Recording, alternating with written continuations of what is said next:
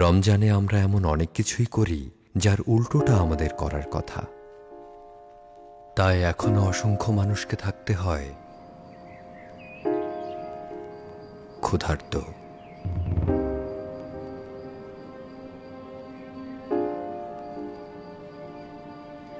নিরাপদ পানি বঞ্চিত,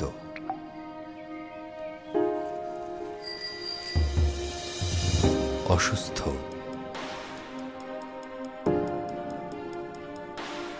বস্ত্রহীন।